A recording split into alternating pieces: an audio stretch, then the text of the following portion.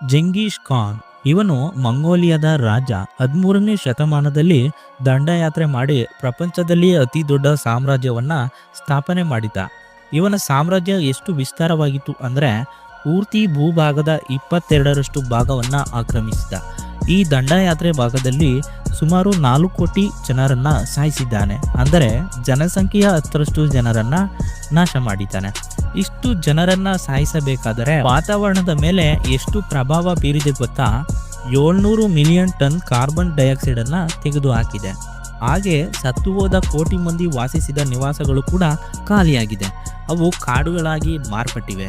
ಆ ಮರಗಳು 700 million ton carbon dioxide ಬಿಸಿಯಿಂದ ತಪ್ಪಿ ಭೂಮಿಯ ಹೆಚ್ಚಿನ ಪ್ರಮಾಣದಲ್ಲಿ ತಂಪಾಗಿದೆ ಎಂದು ಕಾರ್ನೆಗೀಸ್ ಇನ್ಸ್ಟಿಟ್ಯೂಟ್ನಲ್ಲಿ ಸ್ಟಡಿಯಿಂದ ತಿಳಿಯುತ್ತದೆ. ಈ ಭೂಮಿ ಮೇಲೆ ಇಷ್ಟು ದೊಡ್ಡ ವಾತಾವರಣ ತಂಪಾಗಿಸಲು ಕಾರಣವಾದ ಏಕೈಕ ವ್ಯಕ್ತಿ ಇವನೇ.